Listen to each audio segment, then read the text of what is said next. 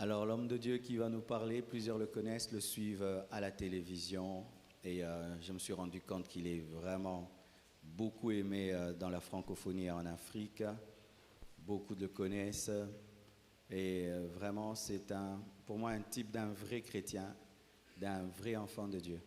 Le prophète Jérémie, ce n'est pas d'abord un pasteur, un prophète. C'est un chrétien d'abord, un enfant de Dieu. Vous savez, parce que des fois, dans le ministère, on devient tellement homme de Dieu, tellement pasteur, prophète, apôtre, bishop, pape, qu'on oublie la vie chrétienne. Et ce que j'ai vu en lui, c'est qu'il est d'abord un chrétien, ensuite il est prophète, il est pasteur, il fait des émissions. Et c'est très édifiant et rafraîchissant de rencontrer de tels hommes de Dieu. Amen. Hein? Remplis d'humilité, de l'esprit, mais autoritaire dans le Saint-Esprit. Vraiment, merci d'être venu à Kinshasa et j'espère que tu reviendras encore quand je te réinviterai, mais cette fois avec Annabelle et ta fille. Et je veux remercier une nouvelle fois Pasteur Marcelo, son épouse Blanche, l'équipe, pour votre accueil et votre ministère. Votre pasteur est devenu un ami dernièrement. Et je me souviens, je crois que je m'étais levé un matin avec la pensée d'appeler votre pasteur. On ne s'était jamais appelé. Et j'avais prié le matin et ça revenait. Alors j'ai appelé le pasteur Marcelo juste pour lui demander comment il allait. Je n'avais rien à lui demander de particulier. Je voulais savoir comment ça allait. Et là est née vraiment une amitié directement. Il y a des amis de destinée, j'en parlerai peut-être à la fin de mon message. Et il est important pour nous de pouvoir garder et veiller sur les amitiés que Dieu nous donne. Alors, puisque souvent j'oublie de le faire, je pars dans mon message, mais j'ai apporté des livres depuis la France. Ils ont été au Bénin, ils ont été bloqués dans un aéroport, ils sont arrivés seulement aujourd'hui. J'étais très déçu que vous ne les ayez pas à temps, mais demain, les livres seront là, disponible pour la dédicace qui aura lieu, je crois, à 17h. Je serai là, on pourra passer un moment ensemble. Je sais que souvent, les gens aiment prendre des photos, alors on pourra prendre des photos ensemble et dédicacer les livres. Et donc, mes livres seront là, disponibles pour vous. Il y a un premier livre, vous l'avez vu, Walk in Love 1. Et dans ce livre, c'est donc suite à une parole du Seigneur et une vision, un songe que Dieu m'a donné, où Dieu m'a partagé vraiment l'amour qu'il avait pour les gens.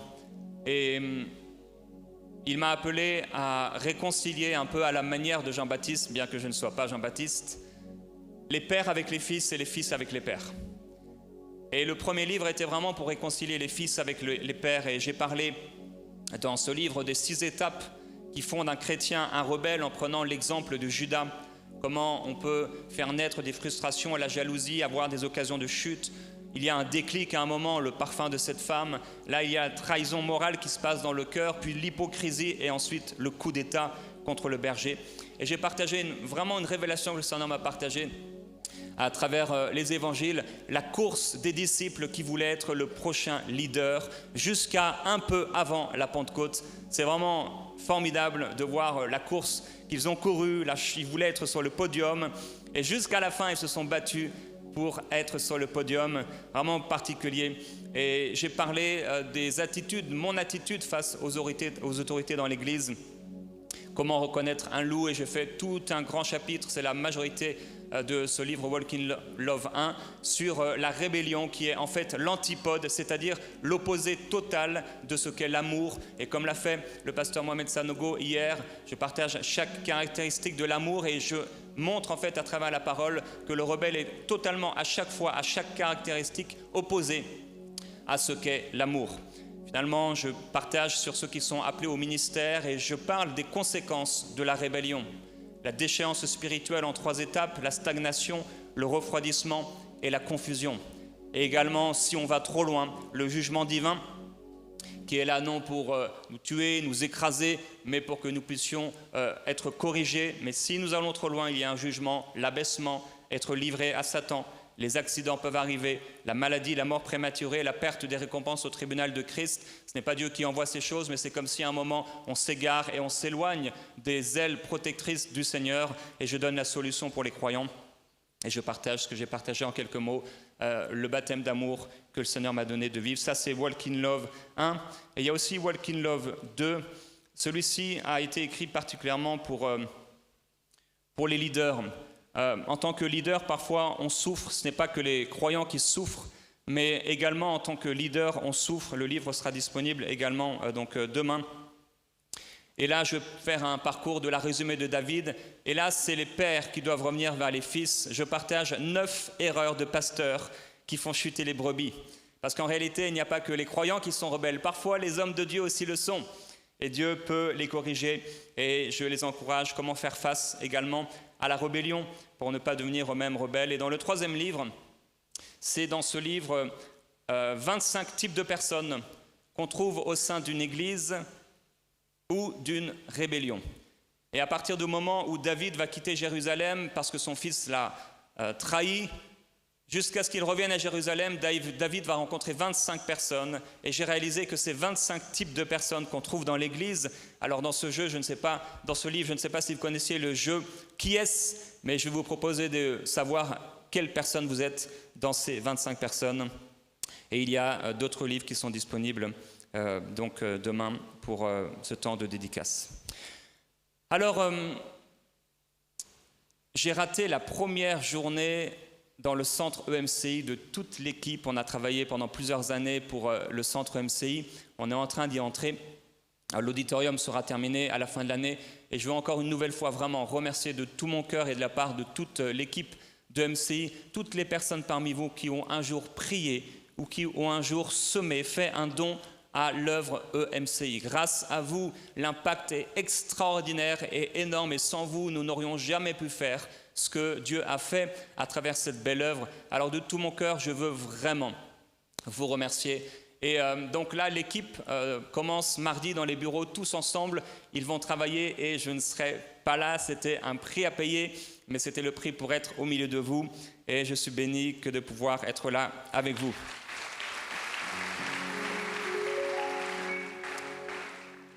Alors on va entrer dans la parole aujourd'hui. J'ai pas mal de choses à partager avec vous. Et mon message s'intitule « Aimer en tant que père, époux et ami ». Alors, Dieu nous a appelés, on l'a vu cette semaine, à aimer notre prochain, à aimer les hommes comme nous-mêmes. Mais il y a des gens particuliers que nous devons aimer de façon particulière, pas comme les autres. Je parle de ces personnes qu'on n'aime pas de la même façon que les autres et avec la même profondeur. Et je veux parler des enfants, des épouses ou des époux et des amis de destinée, ou ce qu'on appelle des amis de cœur. Premièrement, il y a des êtres humains que nous ne pouvons pas aimer comme les autres. Et notre amour pour ces personnes devrait être différent et se manifester avec beaucoup plus de force que l'amour que nous manifestons envers notre prochain. Jésus n'était pas gêné de dire au Père « Je ne prie pas pour le monde, mais pour ceux que tu m'as donnés ». Alors, on ne peut pas aimer tout le monde de la même façon que les êtres particuliers que Dieu nous a donnés en partage, à savoir, entre autres, nos enfants. Et si vous n'avez pas d'enfants, et si vous n'êtes pas un mari, vous n'êtes pas encore marié, eh bien, je crois qu'il y a des personnes dans votre vie que le Seigneur a placées et pour lesquelles vous vous considérez quelque part comme un père ou comme une mère ou des personnes qui demain le deviendront. Et même si vous n'avez pas encore eu cette grâce de pouvoir mettre au monde un enfant, la parole de Dieu vous encourage à vous réjouir en disant « Réjouis-toi stérile, toi qui n'as pas eu d'enfant, éclate de joie et pousse des cris d'allégresse, toi qui n'as pas connu les douleurs de l'accouchement. En effet, les enfants de la femme délaissée seront plus nombreux que celle qui est mariée. » Et je veux déclarer dans le nom du Seigneur Jésus-Christ que Dieu te permettra d'avoir des enfants, non seulement selon le désir de ton cœur, des enfants physiques, mais également des enfants que tu considéreras comme des enfants spirituels, selon qu'il est écrit dans la parole aux femmes et aux personnes plus âgées, de pouvoir être une bénédiction et s'occuper de ceux qui sont plus jeunes et leur apprendre à aimer leur mari et apprendre à aimer le Seigneur de tout leur cœur. Donc la première partie de mon message est la plus longue.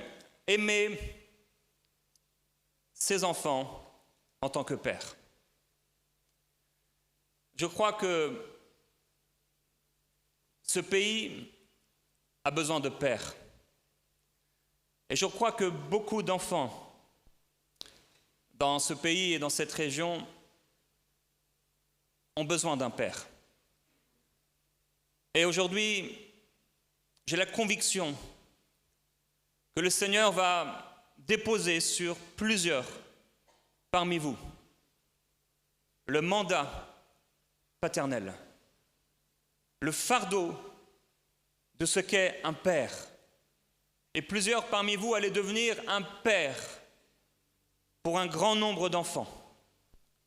Je ne parle pas premièrement ni même deuxièmement des enfants spirituels ici, mais de ces enfants physiques qui n'ont pas eu ni père ni mère et qui sont aujourd'hui comme des orphelins et qui sont en train de errer sans repère et sans père.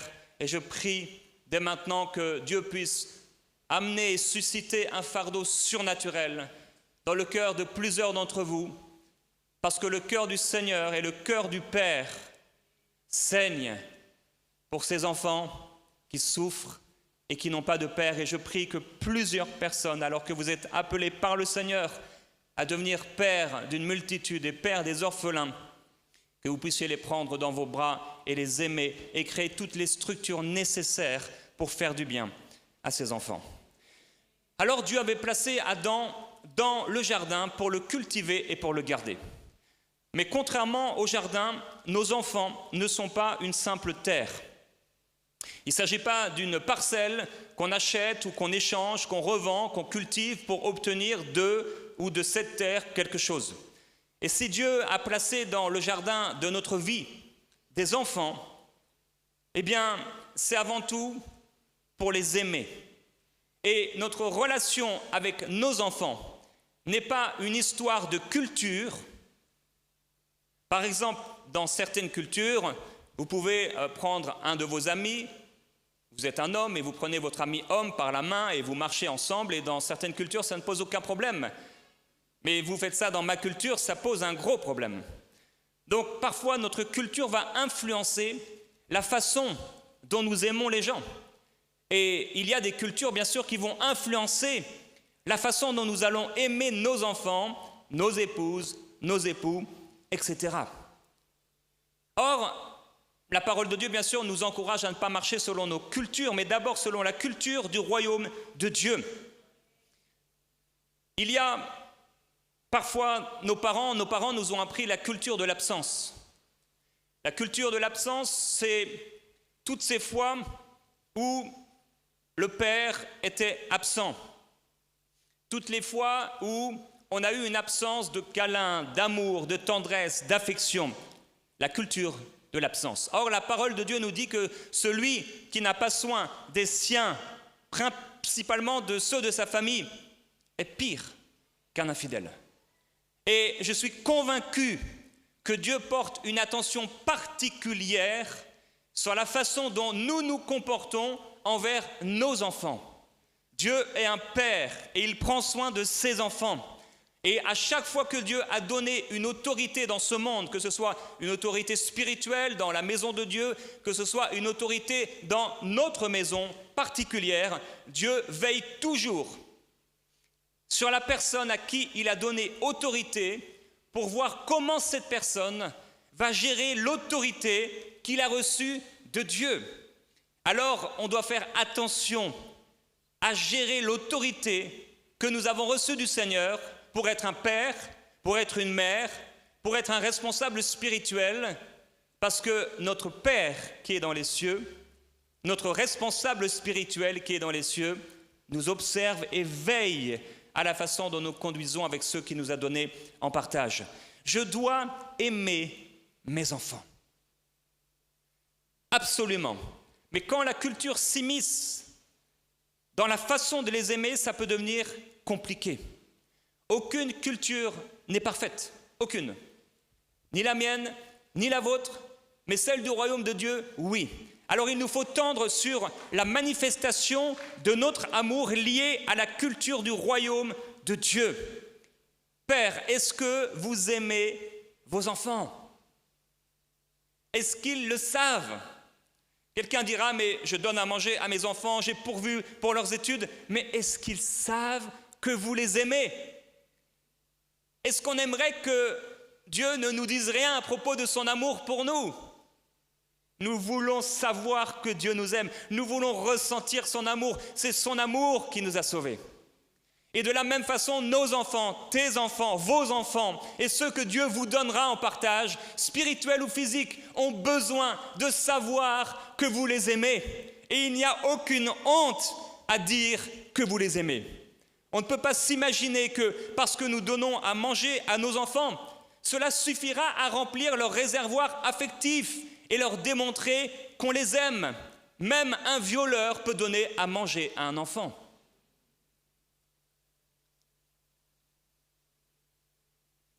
Alors, est-ce que vous les prenez dans vos bras?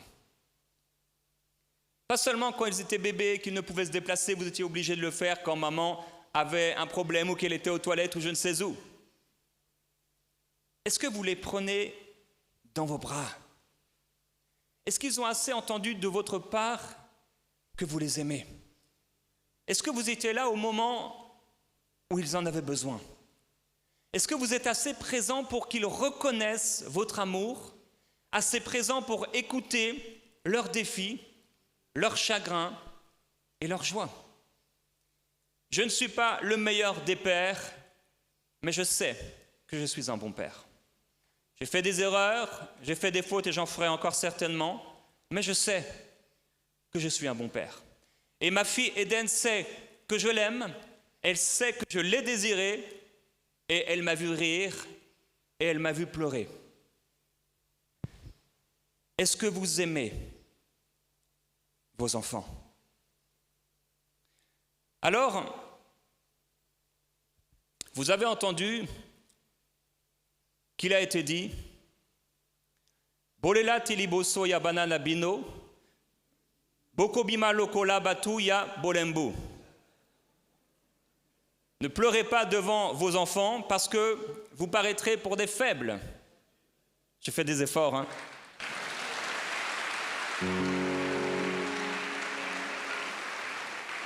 Ne pleurez pas devant vos enfants parce que vous paraîtrez pour des faibles.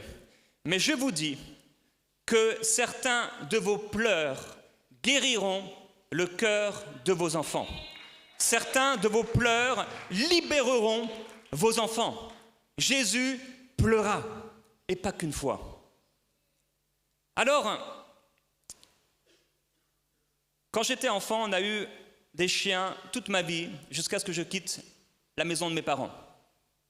J'aimais ces chiens et je me souviens entre autres qu'un de mes chiens était en train de mourir. J'ai prié pour lui alors que j'étais adolescent, peut-être 16 ans, 17 ans, et le Seigneur l'a guéri. Et il a vécu encore après cela plusieurs mois. Après, on n'a pas eu d'enfants, de chiens, pardon, ni d'enfants, pendant un temps. On n'a pas eu de chiens, puis on a eu notre fille Eden, etc. Et je commençais à mépriser un peu ces personnes que je voyais sur la route. Et vous savez, au Canada, ici, je ne pense pas qu'on le fasse. Mais au Canada, le petit monsieur promène son petit chien et il a un petit sac dans sa main. Et quand le chien fait sa crotte, eh bien, il sort son sac, il prend la crotte et il marche avec lui. Et moi, je ne peux pas faire ça, même si j'ai un chien aujourd'hui. La crotte va rester là où elle est posée. Et quand je voyais ça, je me dis, mais comment on peut faire ça? Et je commençais à avoir un certain mépris. Et un jour, dans une prédication, je parlais de ces chiens et les gens qui sont, entre guillemets, contre la prospérité, mais qui dépensent beaucoup d'argent pour leurs chiens. Et la nourriture qu'ils payent pour leurs chiens suffirait de nourrir plusieurs enfants dans plusieurs endroits du monde. Alors j'avais fait un geste comme ceci. Eh bien, ce genre de chiens, vous pouvez les jeter comme ça. Mais un jour, le Seigneur a parlé à ma femme et lui a dit qu'il fallait qu'elle achète un chien pour ma fille parce que ma fille est unique. C'est une fille unique et elle est unique. Et ce chien a été vraiment et véritablement une grande bénédiction pour ma fille. Elle a été une source de joie, une source de bonheur, une source même d'épanouissement quelque part, une source de consolation, parce que ce chien était avec elle tous les jours. Ce chien était là et j'aimais quand j'arrivais à la maison, même si personne n'était là dans la maison, le chien m'accueillait. Toujours, tous les jours, avec fidélité, il m'accueillait. Il m'a donné des leçons, ce chien, comme mon feu de cheminée, comme mon arbre dans le jardin. Il faut savoir apprendre comme Salomon les leçons que le Seigneur nous donne à travers les objets et les personnes qui sont autour de nous. Et on s'est attaché à ce chien. Et il y a 1 an, ce chien est tombé malade alors qu'elle était encore jeune. C'était une femelle. Et peut-être ça ne vous parle pas trop que je vous parle de chien, pour certains. Et un soir, elle était là et en fait, le chien était en train de mourir. Et je me souviens, j'étais en train de dormir et ma femme m'a réveillé parce que le chien faisait comme une crise. Et je suis descendu avec une parole d'autorité, j'ai appelé la vie. Et le chien se remit comme s'il n'avait rien. Mais 2 jours plus tard, c'est revenu. Et je ne sais pas et je ne comprends pas ce qui s'est passé. Et finalement, il a dû aller, ne m'en voulez pas, mais dans un hôpital de chiens. Je ne savais même pas ce que ça existait. Par amour pour ma fille, j'ai dépensé beaucoup d'argent pour que quelqu'un puisse guérir mon chien. Et malheureusement, le chien est mort. On a dû le piquer, en fait. Et quand il est mort, moi, de toute façon, dans mon cœur, c'était clair, j'allais prier pour qu'il ressuscite. J'avais déjà prié pour une dame qui avait perdu son chat depuis des mois. J'ai prié pour elle, et la semaine qui a suivi, le chat est revenu. Je crois que Dieu aime les gens.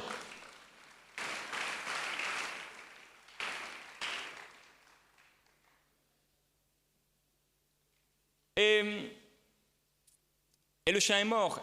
Et en fait, j'ai été surpris, alors qu'on était là comme dans le hall, de pleurer. Pardonnez-moi.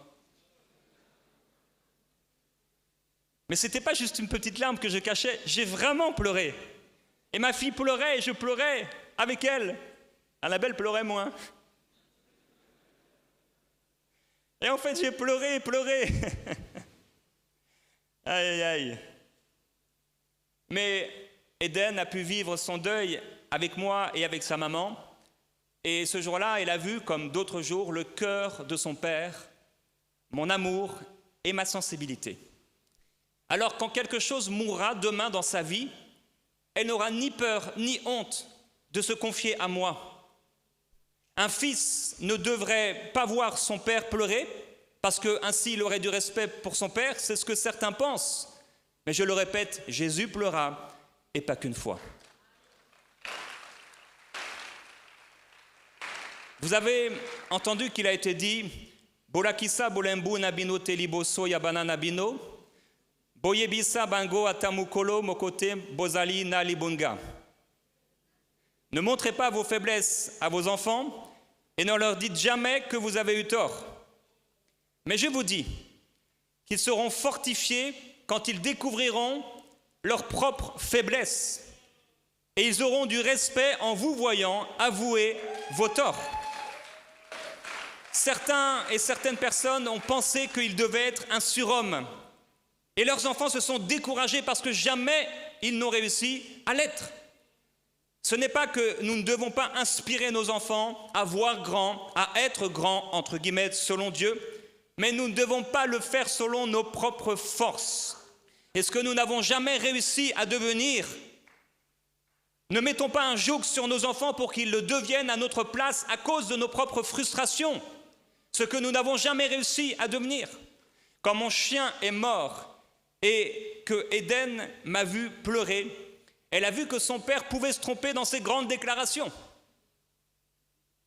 Jamais je n'aurais pensé verser une larme pour un animal. Bon, il y avait un peu de larmes pour Eden et un peu de larmes pour l'animal.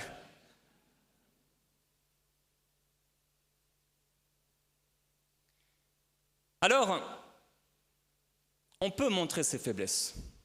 Je sais que culturellement et dans plusieurs pays dans le monde, plusieurs continents, il faut que le Père ne montre aucune faiblesse. Mais le Seigneur Jésus n'a pas eu honte. Déjà devenir comme une faible plante. Il n'a pas eu honte de s'humilier et d'être notre exemple, bien qu'il était fort, s'abaissant pour nous. Vous avez entendu qu'il a été dit « Oza tata awa tikamama na banna ezali bokumbo na yote » Tu es le père, laisse la maman avec les enfants, ce n'est pas ton rôle. Mais je vous dis que l'enfant doit être avec son père. Paul dit de Timothée, il s'est consacré au service de l'Évangile avec moi comme un enfant le fait avec son père. Je ne voudrais jamais de ma vie entendre cette déclaration de la bouche de ma fille, papa n'était pas là. Je ne veux pas entendre ça. À quoi servirait-il à un homme de gagner le monde s'il perd ses enfants, s'il perd son fils, s'il perd sa fille? Alors, je veux être présent pour elle. Et non seulement je veux être présent pour elle, mais je me dois d'être présent pour elle. Jésus a dit, Père, je veux que là où je suis, ce que tu m'as donné soit aussi avec moi. Sois présent comme Jésus l'était pour les disciples. Vous avez entendu qu'il a été dit Tika mwana salamamunga de wananzela kozwa litea.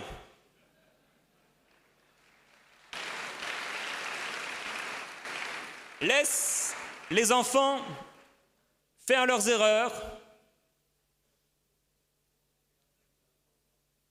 parce que c'est ainsi qu'on apprend. Mais je vous dis qu'il y a des erreurs qui ont été si graves que vous les avez perdues. Des erreurs si graves qu'ils se sont demandé pourquoi vous les aviez laissées faire. Il y a des erreurs qui ont été si graves et que vous les avez laissées faire, qui ont abîmé leur cœur et qui ont semé dans leur cœur même des graines de rébellion. Mais Jésus dit, j'ai protégé ceux que tu m'as donnés, et aucun ne s'est perdu, si ce n'est le fils de la rébellion, afin que l'écriture soit accomplie. Nous ne devrions jamais laisser nos enfants faire des erreurs qui leur seront dangereuses, mais les protéger avec soin. Et pour les protéger, on doit réaliser que nous sommes leurs gardiens, nous sommes gardiens de nos maisons. Nous devrions les regarder, nous devrions les observer, non pas les contrôler, mais les surveiller, non pas les traquer, mais prendre garde à eux. Je prie que tu sois un bon père pour tes enfants. Vous avez entendu qu'il a été dit Salambamba na mateya na mwana pekolemba tenatoli atasoki akosi likelayo. Sois dur envers ton enfant et résiste-lui, même si cela doit le mettre en colère, le fâcher. Mais je vous dis qu'à force de résister à vos enfants, vous allez les irriter. Et la dernière chose à faire en tant que parent, et que père particulièrement, est d'irriter vos enfants. Dans la parole de Dieu, et particulièrement dans le Nouveau Testament, plus dans l'Ancien, il y a peu d'instructions pour l'éducation de nos enfants. Mais la seule fois où nous voyons deux instructions qui sont adressées au père, la seule fois où il est fait mention de deux instructions pour les pères dans le Nouveau Testament, il est écrit « Père, n'irritez pas vos enfants ». Irriter veut dire pousser à la colère, exaspérer, provoquer, courroucer. Et si cette instruction est répétée deux fois, c'est que les pères ont tendance à provoquer leurs enfants, à les énerver, à les pousser à bout, à voir jusqu'où va leur limite. Ne faites pas monter la colère de vos enfants. Ne mettez pas du bois dans le feu de la dispute. Il y a des moments adaptés pour parler et certains qui ne le sont pas du tout. Alors, ne rendez pas la règle plus importante que la relation que vous avez avec votre enfant. Il ne faut pas rendre les règles de la maison, ici, dans ma maison, c'est comme ça, plus important que la relation d'amour que tu devrais avoir avec cet enfant. C'est tellement important. Certains parents et certains pères s'imaginent, comme je l'ai dit, que parce qu'ils pourvoient à la nourriture de leurs enfants. Et parce qu'ils payent les études de leurs enfants, cela suffit. Mais ils ont été des pères durs, chez qui l'enfant n'a pas trouvé assez d'ouverture, assez de sensibilité, assez d'humilité pour pouvoir se confier, et l'enfant doit se confier ailleurs. Et alors que j'étais sur la route en venant ici, le Seigneur me parlait, et pour plusieurs d'entre vous, certains pères et parents ont rejeté un de leurs enfants.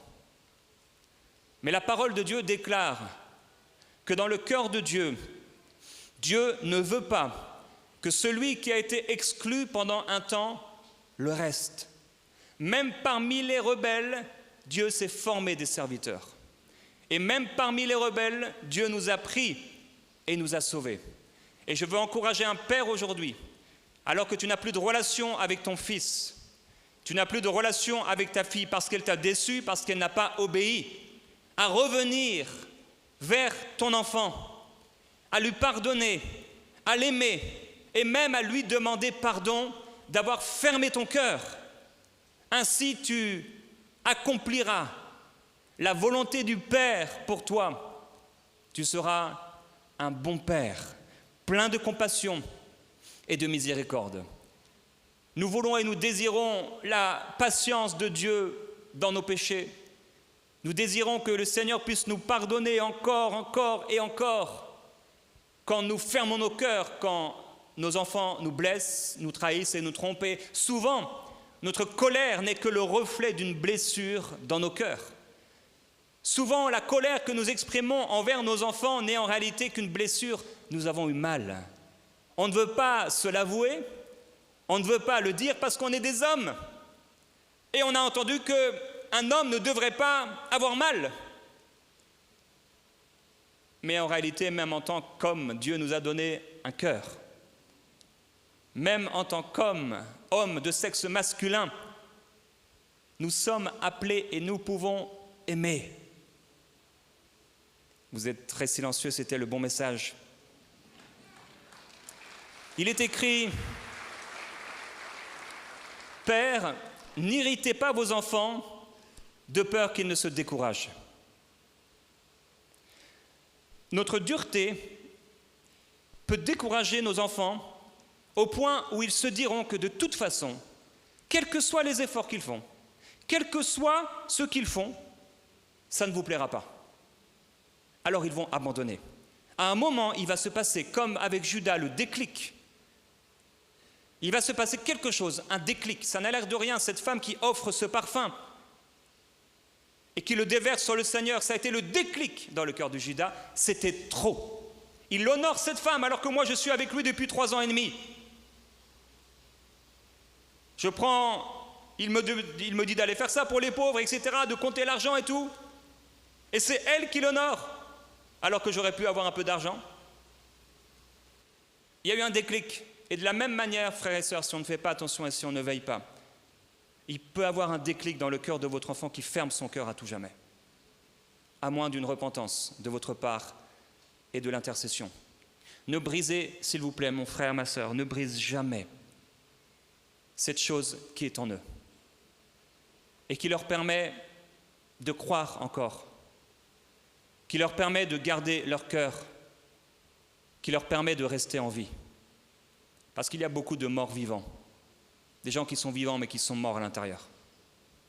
Que jamais, parce que tu as été trop dur avec ton fils devienne ce genre de personne, un mort vivant, sans émotion, sans état d'âme. Vous savez que vous avez le droit de sourire sur les photos. Vous avez entendu qu'il a été dit que c'est donc à maman d'élever et d'instruire les enfants. On pense parfois que c'est à nous d'instruire ces enfants, mais non pas à nous en tant que père, mais plutôt à elle en tant que mère. On pense parfois, en tant que père, ne pas avoir besoin de les éduquer.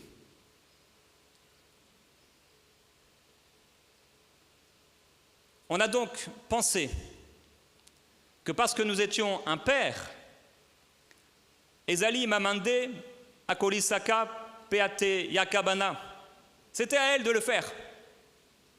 C'était à la maman de l'élever, de l'instruire. Mais je vous dis que c'est premièrement votre rôle en tant que père d'instruire vos enfants. C'est votre responsabilité. Et non seulement celle de votre épouse. Jésus dit, je leur ai donné ta parole. Jésus a instruit les disciples, il les a enseignés, il les a exhortés, il les a corrigés, il leur a parlé, il les a élevés. Et vous, pères, n'irritez pas vos enfants, mais élevez-les en les corrigeant, oui, et en les instruisant selon le Seigneur. Corriger, ça, en tant que père, nous savons le faire, en tout cas, nous pensons savoir le faire. Mais élever et instruire, c'est tout autre chose. Qu'est-ce que dit Paul aux Thessaloniciens? Il leur dit, vous savez ce que nous avons été pour chacun d'entre vous. Nous avons été ce qu'un père est pour ses enfants. Vous exhortant. Une exhortation, ça ne se fait pas dans la colère, mais dans l'amour. Vous consolant. Une consolation, ça ne se fait pas dans la colère. Bon, arrête de pleurer. La consolation se fait dans l'amour et avec douceur. Vous recommandant, littéralement, c'est vous suppliant de marcher d'une manière digne de Dieu. Mais comme si le père allait supplier son enfant, mon fils, s'il te plaît, marche avec le Seigneur. Non, le père doit être debout. Toujours, quand il arrive, il doit taper sur la porte, faire un grand bruit. On doit savoir que le père est arrivé à table. Mais eux, il dit qu'un père, il peut supplier ses enfants de marcher d'une manière digne de Dieu.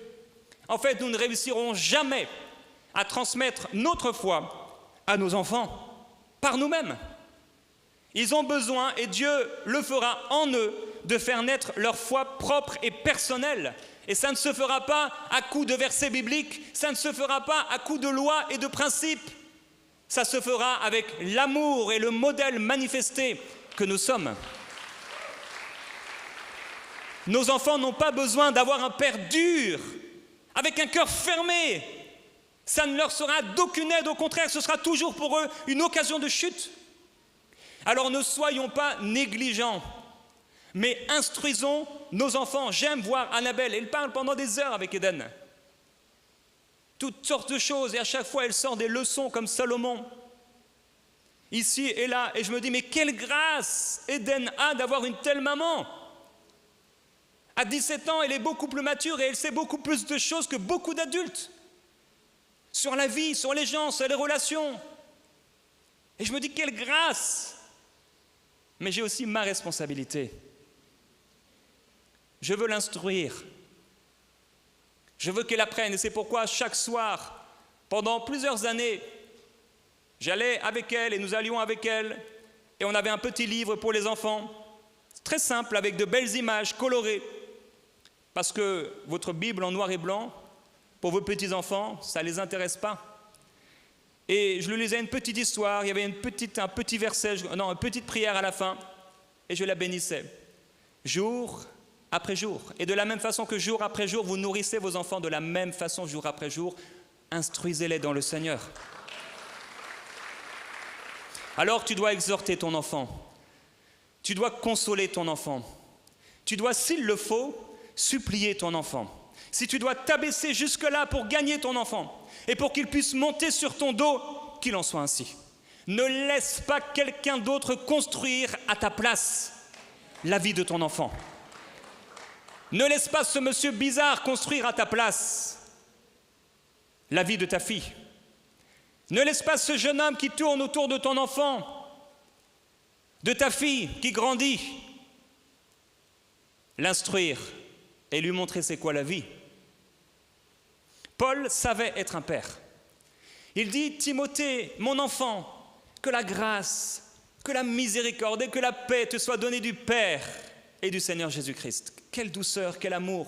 Il dit encore, le commandement que je t'adresse, Timothée, mon enfant, c'est que selon les prophéties faites à ton sujet.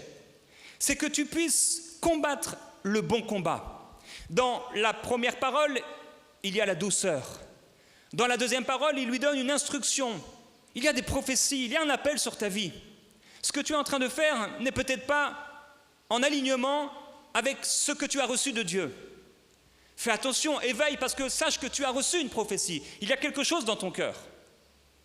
Ma jeune fille Eden avait 4 ans quand elle a reçu 5 ans, quand elle a reçu son appel dans son cœur. Ce n'est pas venu de nous, mais de Dieu directement. Je dois et j'ai la responsabilité, non pas d'accomplir son appel, mais de pouvoir veiller à ce qu'elle demeure dans la trace et le chemin qui l'amènera vers son appel. Et l'une des choses que je lui répète à chaque fois qu'elle a besoin de l'entendre, garde ton cœur plus que toute autre chose, parce que c'est de lui que viennent les sources de la vie. C'est l'instruction que j'ai répétée le plus, et cette instruction est restée en elle, au point où quand son cœur aurait voulu se fermer, elle s'est rappelée que non, je dois garder mon cœur, parce que c'est de mon cœur que viennent les sources de la vie. Paul dit à Timothée, « Mon enfant, fortifie-toi dans la grâce qui est en Jésus-Christ. » Voilà un encouragement de l'apôtre Paul à se fortifier. C'est vrai, tu es un enfant, mais tu vas grandir, et tu dois grandir. Ce n'est pas parce que je suis doux en tant que père que mon enfant va être un demi-enfant ou un demi-adulte. Jésus était doux, mais il était aussi rempli d'autorité. Les disciples n'avaient pas peur de lui parler de leurs défis personnels, j'en suis sûr. Parfois, il est vrai qu'avec une telle sainteté, ils pouvaient cacher des choses et se poser des questions les uns avec les autres afin qu'ils ne le sachent pas, mais je suis certain que comme Nicodème, certains pouvaient aller le voir le soir pour leur partager des questions et des défis personnels. Parce qu'ils savaient qu'il était un bon berger et non pas un loup qui dévore la brebis blessée. J'ai remarqué que dans le Nouveau Testament, aux enfants, Jean va donner des instructions simples et courtes. Nous pouvons enseigner nos enfants avec un langage et nous devons adapter. Nos enfants n'ont pas besoin de connaître la Bible par cœur. Et voici ce que dit Jean quand il parle aux petits-enfants. Dans 1 Jean, chapitre 3, verset 7, « Petits-enfants, que personne ne vous séduise. » C'est court, c'est direct. Un peu plus loin, « Petits-enfants, demeurez en lui. » Encore ailleurs, « Petits-enfants, n'aimons pas en parole et avec la langue, mais en action et avec vérité. » Encore ailleurs, « Petits-enfants, gardez-vous des idoles. » C'est court, c'est simple, c'est compréhensible. Et il dit encore, « Mes petits-enfants, je vous écris ces choses afin que vous ne péchiez pas.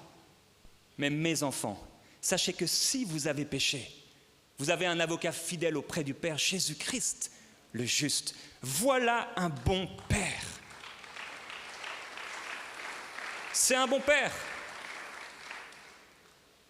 Alors, vous avez entendu qu'il a été dit, ou peut-être vous avez pensé vous-même, je dois corriger mon enfant avec un bâton pour qu'il se rappelle la leçon.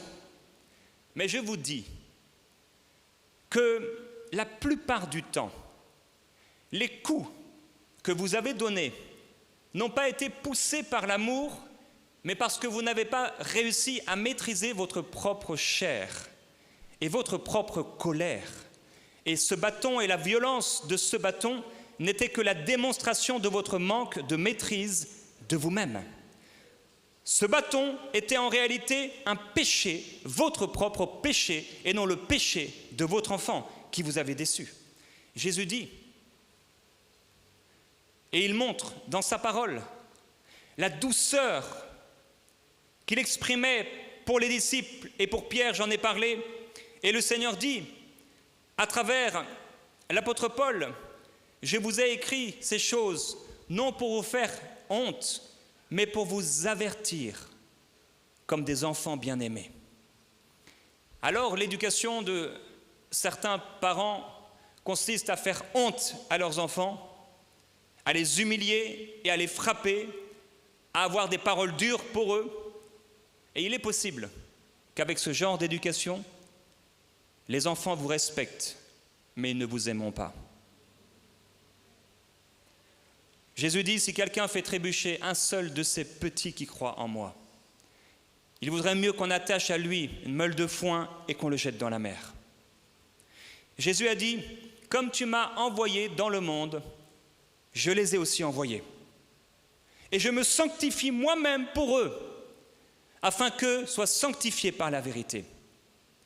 Alors, rappelez-vous que votre propre sanctification, le modèle d'amour, de douceur, de tendresse que vous êtes pour vos enfants, ce modèle d'amour, de sainteté que vous êtes pour eux, les sanctifieront aussi.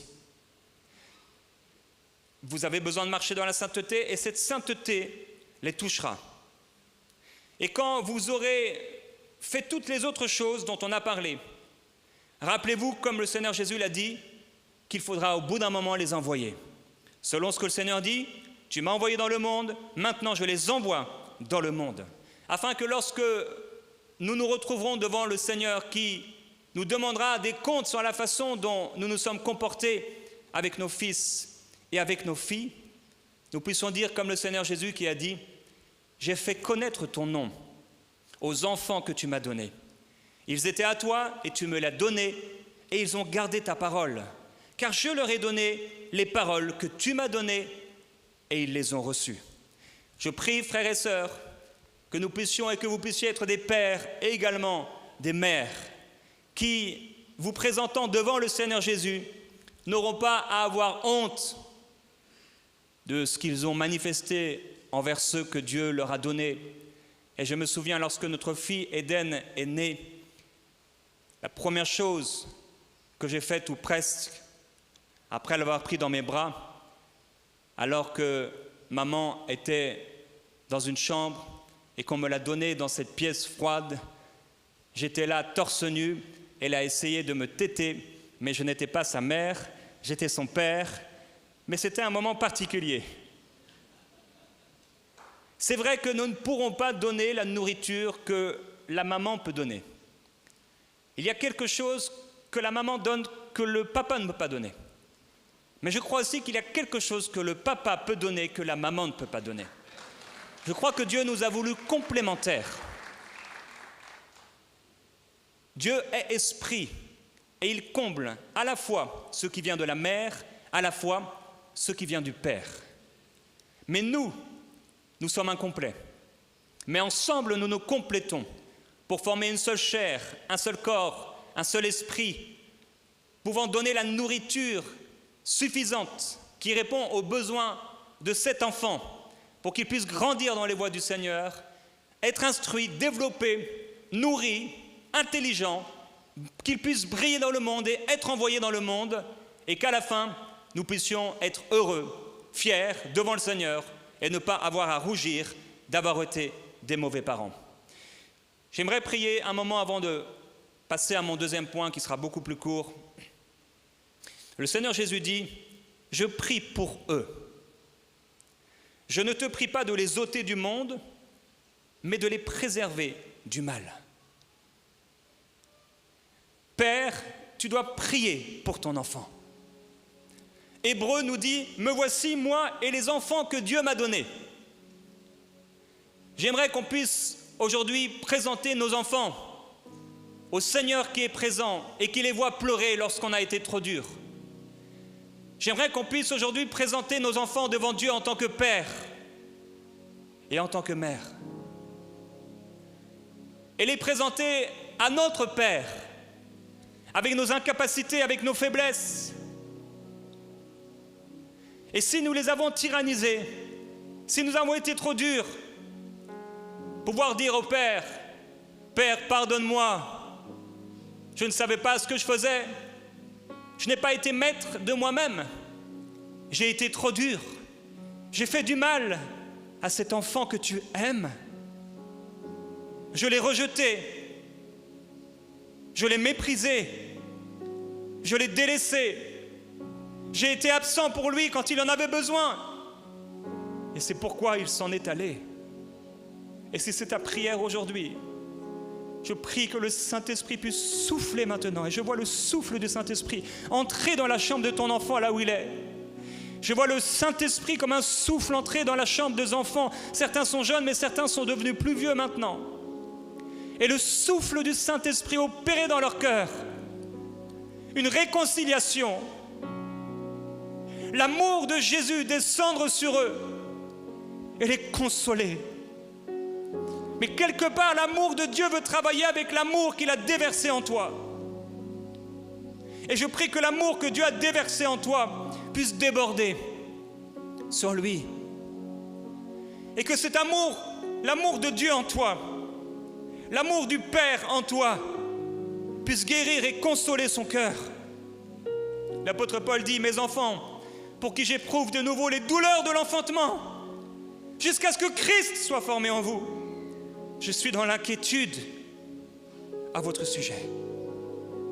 Si tu es inquiet, quand tu es inquiet, si tu es inquiet de la façon dont tes enfants se comportent, va dans le lieu secret et prie comme un père est censé le faire. Et après avoir reçu la sagesse du ciel, exhorte-le et corrige-le s'il le faut, mais dans l'amour. Mets tous tes efforts pour aller chercher la drachme perdue. Vous savez, cette femme a perdu 10 drachmes. En fait, la valeur de ces drachmes n'était rien. Ça valait quelques sous, quelques dollars seulement. Mais vous savez pourquoi elle a balayé? Vous savez pourquoi elle a mis tant d'efforts pour chercher cette drachme qui était perdue? C'est parce qu'elle n'en avait que 10. Je ne sais pas combien tu as d'enfants. Moi, j'en ai qu'une. Ton deuxième enfant n'est pas là pour... Ou ton premier comme un test pour faire mieux pour le deuxième. Tu as 1 drachme, peut-être 2, peut-être 3, peut-être 4, peut-être 5, peut-être 6 que Dieu t'a donné. Et j'aimerais que tu puisses prier maintenant en tant que Père. Père, je veux prier pour tous ceux qui sont dans cet endroit. Tu m'as demandé aujourd'hui d'enseigner ton peuple sur les pères, alors que j'aurais aimé un autre sujet. J'aurais aimé parler d'autre chose. Seigneur, ce n'est pas ma parole, mais c'est ta parole. Tu veux que les pères deviennent de véritables pères selon ton cœur.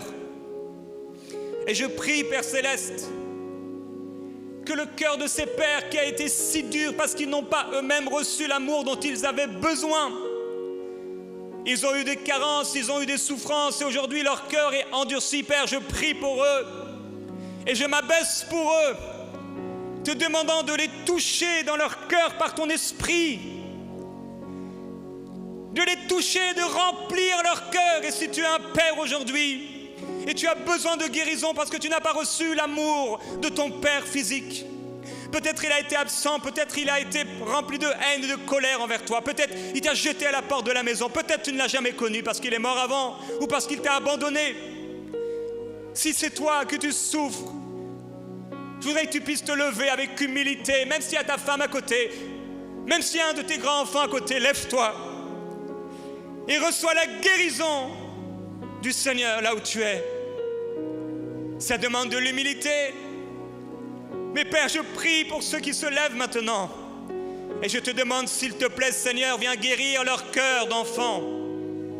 Viens guérir leur cœur d'enfant. Cette parole qui les a brisés.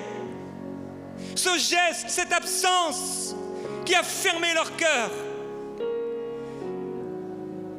Ce cœur qui n'a pas été rempli. Là où il y a des blessures, Saint-Esprit, je te demande de guérir, de toucher. Viens, viens, viens Seigneur laver. Viens guérir et viens toucher. Mon frère, tu n'as peut-être jamais entendu ton Père te dire « Pardonne-moi ». Mais si je pouvais aujourd'hui me substituer à lui, je te dirais de sa part « Pardonne-moi ». Est-ce que tu peux entendre le cri d'amour du Père Céleste pour toi? Est-ce que tu peux entendre le cri d'amour de Dieu pour toi? Tu es devenu grand et adulte. Mais ton cœur d'enfant n'a pas été soigné, ton cœur d'enfant n'a pas été rempli. Et c'est pourquoi il y a des manques, des carences.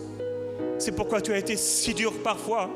C'est pourquoi il t'a manqué de devenir un homme et de te sentir homme. Et Père, je te demande, viens toucher le cœur de ces enfants. Viens toucher le cœur de ces enfants qui ont grandi, qui sont devenus des pères, des adultes. Guéris leur cœur, oh Dieu. Viens guérir leur cœur. Viens poser ta main sur eux et libérer leur cœur par ton esprit, par ton amour, par ta douceur et ta tendresse. Le Seigneur Jésus prend quelqu'un dans ses bras maintenant. Il te prend, toi, l'enfant qui a grandi, dans ses bras. Il guérit ton cœur. Laisse-toi guérir par lui, je t'en supplie. Laisse-toi guérir par lui. C'est du toi de mettre à genoux pour te concentrer vraiment et recevoir de lui consolation et guérison. Fais-le là où tu es et reçois cette guérison dans ton cœur, dans l'amour de Jésus. Père, nous prions pour nos enfants. Seigneur, là où on a manqué de grâce, là où on a manqué de compassion, là où on a manqué d'intelligence, là où on a manqué de sagesse, nous prions, Seigneur, pour les manques, nous prions pour les carences, nous prions pour les blessures. Là où il y a eu des blessures, viens guérir leur cœur aussi à eux. Seigneur, viens les instruire là où on n'a pas réussi à instruire. Je veux parler à un père aujourd'hui qui dit, mais moi je ne réussis pas à être un père, je n'ai jamais réussi, on ne m'a pas appris. Mais comme Gédéon qui pensait être le plus petit, et le Seigneur lui a dit, va avec la force que tu as. Le Seigneur te dit aujourd'hui, va avec la force que je te donne et que je te donnerai. Et tu pourras aimer comme j'ai aimé. Et tu pourras ramener à la vie celui qui a été perdu. Père, je prie pour nos enfants qui ont été perdus. Ramène-les à la vie. Nous voulons les ramener à la vie par la prière. Et nous te demandons, Dieu, viens les toucher là où ils sont. Perdus, ramène-les à la vie, Seigneur Jésus. Et pardonne-nous. Pardonne-nous pour toutes les fois où on a été, Seigneur, dans notre démonstration d'amour des mauvais pères. Merveilleux Jésus, il y a tant de personnes dans cet endroit. Il y a tant de personnes qui nous suivent et qui entendent ma voix maintenant, qui ont besoin de toi. Des pères qui souffrent dans le silence. Des mères également qui voient leur mari être absent. Besoin et devant pallier à cette absence. Mais Seigneur, tu as donné à ces pères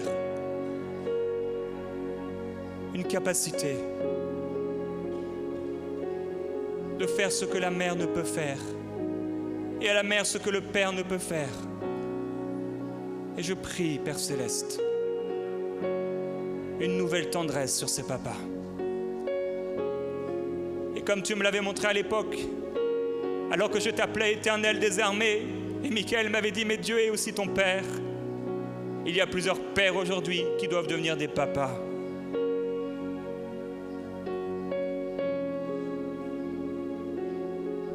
Qu'ils puissent devenir des papas pleins d'amour, pas seulement avec ceux qui sont des bébés, mais ceux qui grandissent avec leurs défauts, avec leurs faiblesses, avec leurs défis. Je veux te déclarer dans le nom du Seigneur Jésus-Christ que tu deviens un papa aimant, rempli de tendresse et de compassion. Tu deviens ce père, et je peux faire un dernier appel avant de continuer à tous les pères de se lever, s'il vous plaît, là où vous êtes, même dans les salles annexes, et même là où vous entendez ma voix sur Internet maintenant. Levez-vous là où vous êtes. Père, qu'ils soient des papas. Papa, j'ai besoin de ton amour. Papa, j'ai besoin de tes paroles. J'ai besoin de ta tendresse. J'ai besoin de ton affection. Est-ce que tu peux entendre le cri secret de ton enfant qui a grandi et qui ne veut pas montrer qu'il a aussi besoin d'amour? qui ne veut pas montrer qu'il a été meurtri, parce que tu n'as pas su l'aimer et l'écouter quand il avait besoin, mais parce que tu es imparfait et repentant, le Seigneur te pardonne et il te permet d'être ce papa d'amour pour eux, pour lui, pour elle, et de l'aimer et de te repentir auprès de lui, auprès d'elle, avec amour et compassion. Et ce cœur sera guéri, et ce cœur sera nourri, et ce cœur sera comblé de ton amour et de ta tendresse.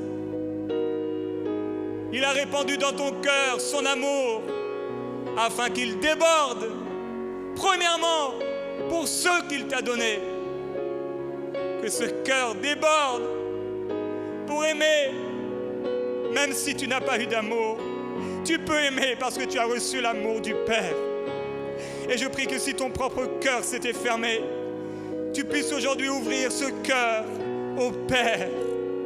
Oh Père, je t'en prie, donne cette révélation du Père dans le cœur de ceux qui depuis enfants ont fermé leur propre cœur, et qu'ils puissent aimer et être consolés. Merci Seigneur. Merci Seigneur. Je crois au ministère du Saint-Esprit.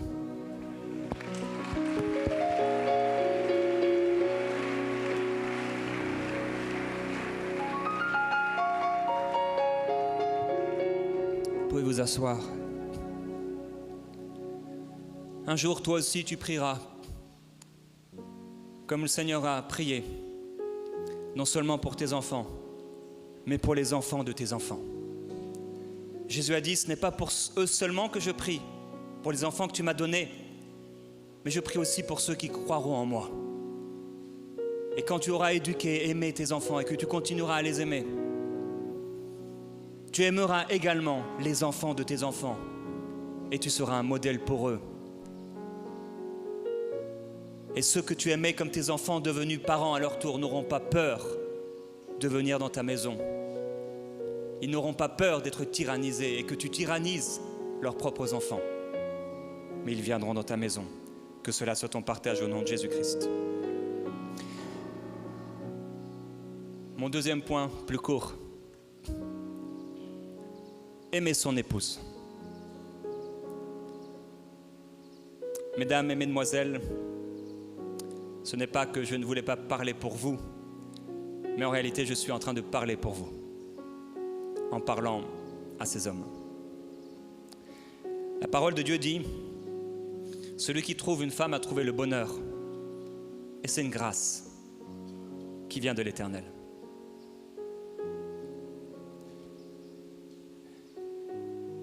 Tu dois reconnaître que c'est une grâce que Dieu t'a faite. Et si le sourire que tu avais le jour du mariage s'est estompé et a fini par devenir une face triste et malheureuse, elle est encore une grâce pour toi. Et quand cette personne a trouvé la perle de grand prix, elle a vendu tout ce qu'elle avait pour acheter ce champ avec cette perle. Il n'y a aucune femme sur la terre qui soit comme ma femme. Pour moi, j'aime ma femme. J'ai une grâce, c'est vrai, d'avoir une bonne femme. Tous les jours de ma vie, elle me fait rire. J'étais dans mon lit hier soir en train de lui parler, non pas qu'elle est là avec moi, j'aurais bien aimé. Et elle me fait rire. Juste en m'écrivant des choses. C'est une grâce qui vient de l'Éternel. Et cette grâce, il faut la protéger, il faut en prendre soin, il faut la nourrir, il faut la chérir, il faut l'honorer, il faut l'aimer, il faut lui faire du bien. Des fois, on est frustré parce que madame ne veut pas. Mais c'est parce que nous n'avons pas assez déversé d'amour pour qu'elle puisse en donner en retour. Mais on s'est dit là encore, je suis le mari Et la parole de Dieu dit, là, ce sont là où les chrétiens hommes deviennent le plus spirituels. Là, ils citent la parole. Soumettez-vous à vos maris. Ne vous privez pas l'un de l'autre. Et ils oublient le reste. Mais quand on a un jardin, même d'ailleurs un mauvais jardin, mais qu'on en prend soin, n'importe quel jardin peut donner du fruit. En ce moment, au centre MCI, on m'a montré hier, on a un oranger. Un oranger, un citronnier au Canada. Partout, une terre peut porter du fruit. S'il le faut, tu peux enlever les pierres, enlever les racines et mettre une nouvelle terre sur la terre qui est déjà présente. Elle portera du fruit. Ne faites pas comme moi qui, à un moment dans mon jardin, il y avait un espèce de trou comme ça, alors je l'ai comblé de terre et j'ai semé et je voyais les jours qui passaient, rien ne poussait, je ne comprenais pas, il pleuvait et rien ne poussait. En fait, je n'avais pas semé des semences, j'avais mis de l'engrais. Mais avant de mettre de l'engrais, mon frère, mets des semences. Je ne parle pas de ce qui se passe dans l'intimité. Semences d'amour, semences de parole, semences d'attention, pas pour obtenir quelque chose d'elle, mais juste parce que tu l'aimes et parce que tu reconnais, tu es une grâce. Depuis combien de temps, mon frère? Oh, la culture! Depuis combien de temps tu n'as pas dit, vous savez, c'est pas maman. Toi, tu as peut-être une maman, mais elle, c'est pas maman. Elle, c'est ton épouse. Maman, c'est pas maman. C'est pour ça que j'ai du mal, le jour de la fête de mère, à offrir un cadeau à Annabelle, parce qu'elle n'est pas ma maman. Mais c'est vrai, elle est la maman de ma fille. Et je peux la bénir même ce jour. Mais elle est mon épouse. Depuis combien de temps, mon frère, tu n'as pas dit à ton épouse « Je t'aime ». Mais il faut qu'elle le sache. Mais je suis là à la maison, je rentre le soir. Oh oui, mais elle t'a fait à manger, tu manges ce que tu as mangé. Tu lui as rien donné. C'est moi qui pourvois aux besoins de la maison.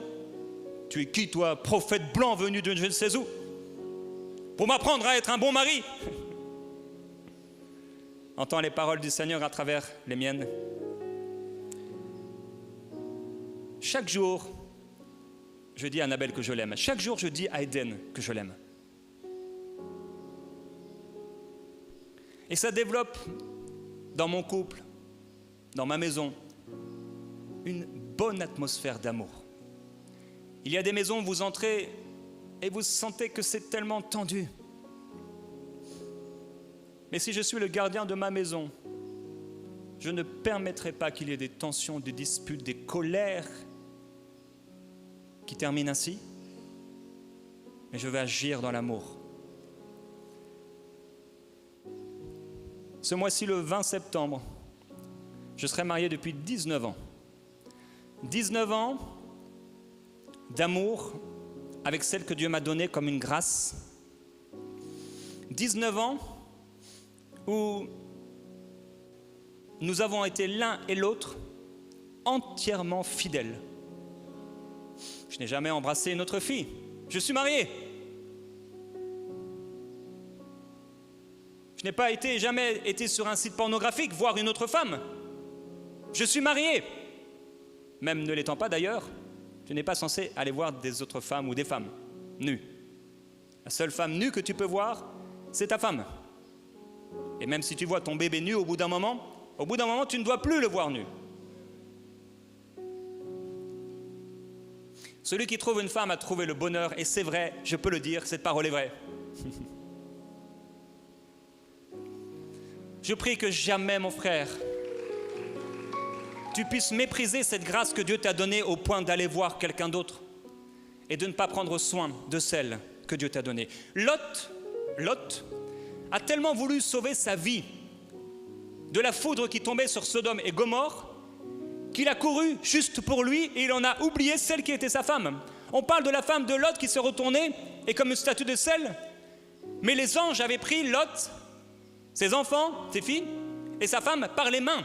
Et au bout d'un moment, on réalise que les anges ont laissé leurs mains, mais ils lui avaient montré un modèle. Lot aurait dû prendre sa femme et ses filles par la main, et ils auraient dû courir ensemble. Et s'il avait couru avec elle n'aurait pas regardé en arrière. Et s'il avait vu à un moment qu'elle voulait regarder en arrière, il l'aurait prise comme ça, avec tendresse et amour. S'il te plaît, ne regarde pas en arrière. Parfois, l'autre tombe également parce que nous n'avons pas veillé et fait attention. Ce n'est pas une excuse. Mais nous avons aussi notre responsabilité. C'est pourquoi pardonnez-vous les uns les autres réciproquement et faites-vous grâce comme il vous a été fait grâce. Mon frère, ma sœur, que l'homme ne détruise pas ce que Dieu a uni. Il y a un ennemi, ce n'est pas elle, ce n'est pas lui.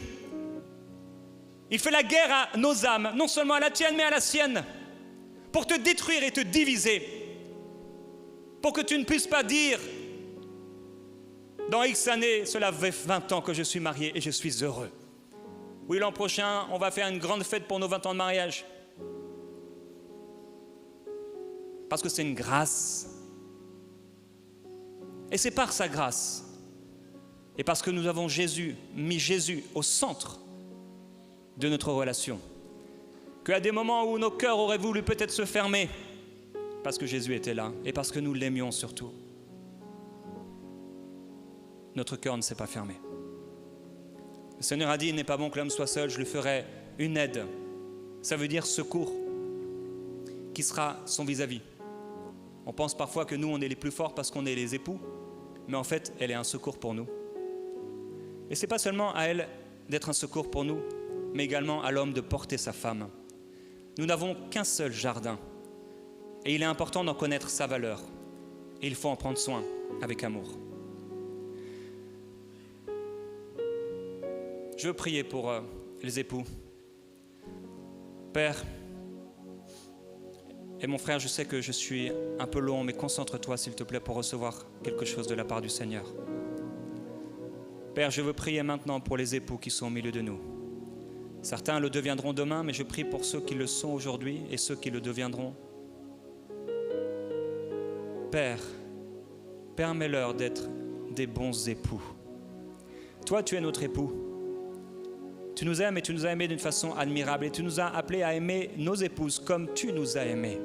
Ça, c'est un amour incroyable parce que toi, tu t'es donné sans rien attendre en retour. Tu t'es donné alors que les disciples ne te donnaient rien en retour. Ils t'ont trahi, renié, mais toi, tu t'es donné parfaitement. À la croix, tu es mort. Tu as souffert dans ton amour. Père, je prie pour ces époux qu'ils puissent aimer. Je te demande, s'il te plaît, une grâce, une intelligence spirituelle, que l'amour déborde d'eux pour aimer leur épouse et leur faire du bien. Seigneur, je prie même pour l'humilité, là où la règle est devenue plus importante que la relation. Père, je prie pour ces relations d'amour entre époux et épouses, pour la réconciliation, pour le pardon, pour l'amour, qu'il y ait un amour pur et profond, Seigneur Jésus, qu'il y ait de la tendresse, qu'il y ait de l'affection, qu'il y ait des paroles qui réjouissent le cœur du mari et de la femme, qu'il y ait des moments magnifiques, merveilleux d'intimité, qu'il y ait dans l'intimité de la chambre beaucoup de joie, de tendresse, de douceur, que les cœurs puissent s'ouvrir l'un à l'autre, que tout ce qui est caché vienne à la lumière, que tout ce qui est ténébreux soit dévoilé. Au nom du Seigneur Jésus, j'appelle la réconciliation au nom de Jésus-Christ sur les couples en difficulté. J'appelle la restauration du Seigneur Jésus-Christ, là vous qui souffrez dans vos couples. Que l'amour du Seigneur vienne vous couvrir et que de façon surnaturelle, ce que l'ennemi avait voulu faire, comme le pasteur Marcelo l'a enseigné hier, il ne trouve pas le chemin parce qu'il trouve un homme et une femme qui aiment, quelque chose auquel le diable ne s'attendait pas. Amen.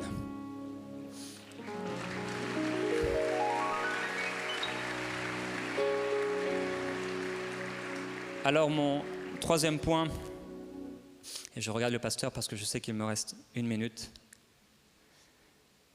Aimer son ami.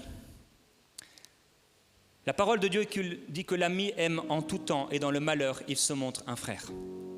Il n'y a pas de plus grand amour que de donner sa vie pour ses amis. Il y a 4 catégories d'amitié que j'ai trouvées, en tout cas. La première, la plus faible, ce sont les connaissances.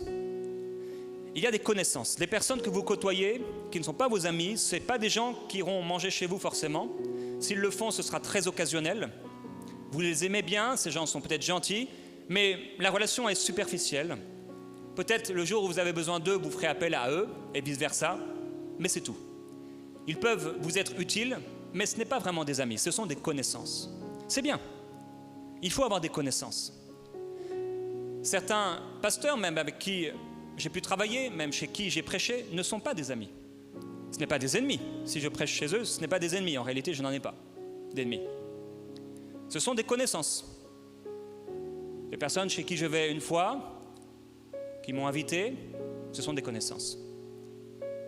Il y a aussi les amis d'intérêt commun.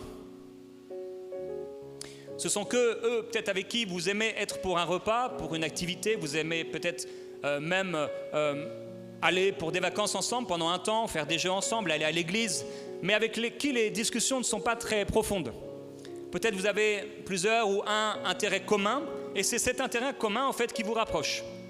Parfois, il se peut que vous touchiez juste du bout des doigts certains aspects profonds, mais ça reste superficiel toutefois. Et si peut-être pendant un petit temps ils peuvent vous manquer, d'autres les remplaceront facilement. Ça, ce sont les amis d'intérêt commun. Par exemple, les personnes que vous voyez à l'église mais qui ne sont pas vos amis. L'intérêt commun, c'est l'église. Merci le Seigneur pour ceux qui sont des amis d'intérêt commun. On peut s'échanger des sourires et quelques paroles et nous bénir mutuellement. Mais il y a 2 autres types de relations. Il y a les amis profonds. Les amis profonds, ce sont ceux avec qui vous pouvez parler de tout, mais pas au point de leur partager vos faiblesses et vos secrets. En fait, ils ne savent pas tout, même s'ils en ont peut-être l'impression, mais ils en savent beaucoup plus que la plupart des gens et que la majorité des gens de votre entourage. Ça, ce sont les amis profonds. J'en ai plusieurs. Des amis profonds. Mais ces amis profonds, je les aime. Ils sont autour de moi et il est bon de reconnaître les catégories d'amitié que nous avons autour de nous. Principalement les 2 dernières. Donc celle que je viens d'exposer et la prochaine. Parce qu'il faudra valoriser ces relations. Et je suis heureux d'avoir des amis profonds. Mais ces amis, même si on peut partager des choses profondes et que je peux partager parfois même certains défis, ce n'est pas mes amis de destinée. Ce n'est pas mes amis de cœur. C'est la plus forte catégorie d'amitié, les amis de cœur, qu'on peut appeler aussi des amis de destinée. Avec eux, vous pouvez tout partager, même au point de vous confier en eux quand ça va mal. Jésus dit à ses disciples, je ne vous appelle plus serviteurs, mais je vous appelle maintenant amis. Pourquoi ? Parce que je vous ai tout mis au courant des affaires du Maître. Et je vous ai tout appris concernant ce que j'ai reçu du Père. Avec ce genre d'amis, vous êtes à l'aise pour partager vos faiblesses et les choses intimes. Jésus a pris seulement avec lui en laissant les 8 autres, Pierre, Jacques et Jean, à Gethsémane. Et également sur la montagne de la Transfiguration. Il y a ce type d'amis, ce ne sont pas les 8 qui sont des amis profonds. Ce ne sont pas les intérêts communs, les femmes ou les hommes qui sont autour. Mais c'est Pierre, Jacques et Jean. Ça, c'est des amis de cœur. Ça, c'est des amis de destinée. Ce genre d'ami est prêt à vous aider en pleine nuit. Il est prêt à vous donner de l'argent sans avoir besoin de savoir pourquoi. Il peut prier pour vous avec larmes à l'occasion qui se présente. Il partage avec vous vos batailles. Il n'est pas parfait. Mais il est prêt à vous soutenir autant qu'il le peut en restant imparfait. Auparavant, j'ai souvent utilisé le terme « meilleur ami » en parlant de mon ami Michael Lebeau, partenaire de ministère, de destinée et de cœur avec moi. Mais au bout d'un moment, j'ai préféré ne plus utiliser cette expression par souci de ne pas créer d'exclusivité qui peut parfois être mauvaise vis-à-vis des autres. Et ce que je veux vous dire simplement en partageant ces 4 catégories d'amitié, prenez soin de vos amitiés. Prenez soin des amis que Dieu vous a donnés. Ce n'est pas juste des gens qui gravitent autour de vous. Vous ne devez pas vous sentir assez important pour que finalement, de toute façon, ils sont là pour me servir. Prenez-en soin. Prenez soin de vos amis de destinée. Prenez du temps avec eux. Là encore, ne soyez pas gênés de leur montrer que vous les aimez. Et si vous avez, et on peut parfois en avoir, des soucis, des défis relationnels avec eux, faites-leur grâce, s'il vous plaît. Ce n'est pas n'importe quel ami, ce sont des amis de cœur et de destinée. Faites-leur grâce, aimez-les. Et même quand vous n'êtes pas d'accord, continuez à les aimer. Continuez à manger ensemble. S'il y a des sujets pendant un temps qu'il faut mettre de côté, aimez-vous. Aimez-vous. Et aimez-les. Il est écrit de Job, l'Éternel rétablit la situation de Job quand celui-ci eut prié pour ses amis. Et Dieu lui donna le double de ce qu'il avait possédé. Parfois, il y a des blocages dans nos vies qui interviennent parce que nous avons fermé nos cœurs à nos amis, à nos enfants, à nos épouses. Et je prie que tout blocage puisse aujourd'hui sauter, partir, dans le nom du Seigneur Jésus-Christ. Alors oui, il n'y a pas de plus grand amour que de donner sa vie pour ceux qu'on aime. Et l'ami aime en tout temps. Et dans le malheur, il se montre un frère. Je ne désire pas des amis de ministère, même s'ils sont bons. Je n'ai jamais travaillé dans ma vie personnelle, et c'est un choix qui m'est propre, c'est peut-être pas le meilleur, mais je n'ai jamais travaillé mes relations ministérielles. Parce qu'en fait, je n'aime tellement pas les gens intéressés, pas les gens intéressés, mais être intéressé, que j'ai refusé d'avoir ce type de relation. Et j'aurais pu, dès le départ, dans Enseignez-moi.com, faire cela. J'aurais pu aujourd'hui avoir de grands amis, manger chez eux, etc. Manger et dormir dans la maison des plus grands ministères, parce que je savais comment il fallait faire. Mais je n'ai jamais voulu le faire. Je n'ai pas voulu appeler quelqu'un, un pasteur, qui que ce soit, juste pour créer une relation ministérielle. Pourquoi ? Parce que j'aime l'authenticité. J'aime la véritable amitié. J'aime le véritable amour. Le ministère n'est pas... On parle du leadership. Désolé, je suis long. Mais ça fait que la 2e fois que je viens à Kinshasa.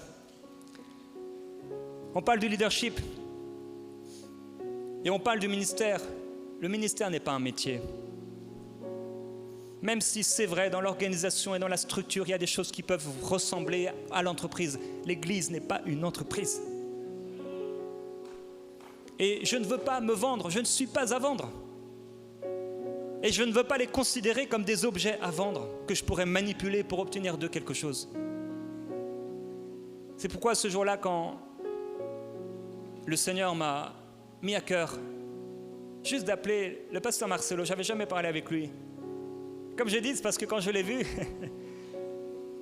même avec l'épée tranchante dans sa bouche, son visage était si doux. Peut-être c'est aussi à cause des cheveux et de la barbe, hein. Mais j'ai dit, on devrait en faire une peluche. Désolé, c'est pas une insulte, hein, du tout. Parce qu'il y a une telle douceur. Et je l'ai aimé. Vous savez, quand Jésus a vu cet homme, il l'a aimé. Et il y a tout de suite eu un amour. C'est vraiment différent de d'autres ministères. J'aime le pasteur Yvan, le pasteur Mohamed, on a vu le pasteur Amazou. Vraiment. Avec les uns, avec les autres, je suis plus ou moins proche. Mais avec vos pasteurs, il y a eu quelque chose de spécial. Et je ne sais pas où ça va nous mener, mais il y a eu quelque chose de spécial. Et c'est comme ça que naissent les amitiés. Souvent, c'est Dieu qui fait. Et quand j'étais retourné dans l'église qu'avait commencé mon ancien pasteur chez lui, et qu'il y avait une seule chaise à l'avant, et que je m'étais assis là, et que j'avais entendu ce jeune homme prier de toutes ses forces, et je me suis dit, waouh, il a quelque chose que je n'ai pas. Je venais de m'asseoir à côté de Michael Lebeau, qui allait devenir mon partenaire de vie et de ministère. Un ami. La première chose qu'il a faite pour moi, tout de suite il m'a dit, viens, je t'invite au McDonald's. Tout de suite il a semé dans ma vie quelque chose. Pas pour récolter quelque chose, juste parce qu'il y a eu une attraction. une affection. Et là est née ce jour-là une amitié que le diable, frères et sœurs, a voulu détruire. Parce qu'en fait, EMCI est ce qu'il est aujourd'hui. Grâce bien sûr à tous les partenaires, à toutes les personnes qui prient, et à Dieu le premier. Mais avant tout grâce à notre amitié. Et combien de fois le diable a voulu détruire cette amitié? Mais ce que Dieu a uni, que l'homme ne le sépare pas. Et si Dieu t'a donné des amis, prends-en soin, fais-leur du bien, fais-leur des cadeaux, amène-les au restaurant, fais quelque chose pour eux, je t'en prie, aime tes amis. J'aimerais que, juste avec ce message, en dehors du premier point très important dont j'ai parlé, des époux, mais j'aimerais que dans les jours qui viennent, parmi nous, il y ait des multitudes de cadeaux qui soient faits. J'aimerais qu'il y ait une fête qui soit faite. J'aimerais que vous puissiez offrir dans la semaine qui vient des cadeaux à ceux que vous aimez et que vous puissiez les regarder dans les yeux et dire « Tu sais, je t'aime. Tu es vraiment un ami pour moi. Merci d'être là. » Et vous savez, je termine avec ceci. Je ne fais pas trop ça dans mon église, vous savez, étirer le message. Mais là, je le fais, mais je termine avec ceci. Hier soir, j'étais dans mon lit et là, j'ai pensé, mais qu'est-ce qu'aurait été ma vie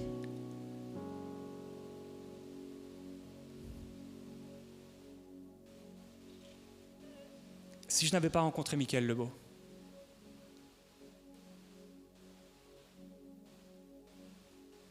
Qu'est-ce qu'aurait été ma vie?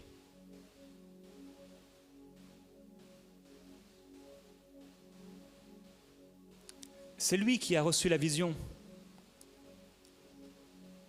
C'est lui qui a porté plus que nous tous et plus que moi cette œuvre. C'est lui qui a travaillé des nuits entières, pendant des années, pour vous, pour la francophonie. Jusqu'à ce jour, c'est moi qui l'ai mis devant, et vous ne le voyez pas. Jusqu'à ce jour, il n'a pas prêché ici au Congo. Jusqu'à ce jour, il s'est mis en arrière. Et même si je le suis, oui, je suis un serviteur de Dieu. Il l'est bien plus que moi. Par son travail, par sa persévérance, par son amour et par sa fidélité. Non seulement Dieu m'a donné un ami, mais Dieu a donné un ami à la francophonie. Et beaucoup d'âmes ont été sauvées à travers lui.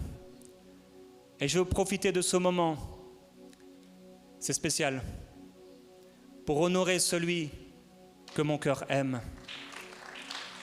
Non seulement il m'a donné une épouse, une fille, mais il m'a donné un ami.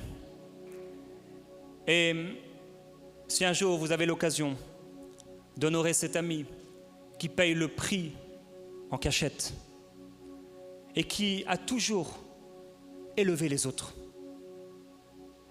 Il a élevé et introduit Annabelle dans Paroles de femmes. Il m'a élevé et introduit dans Prière inspirée. Il nous a tous élevés et il s'est abaissé. Ça, c'est un véritable leader. Alors si vous le croisez un jour, faites-lui du bien et dites-lui que vous l'aimez. Je vous bénis au nom du Seigneur. On ne se reverra peut-être pas là. Demain, il y aura la dédicace de livre à 17h. Et sinon, on se reverra sur les réseaux sociaux, sur mon Facebook, Instagram ou ailleurs. Que Dieu vous bénisse. Merci encore, pasteur.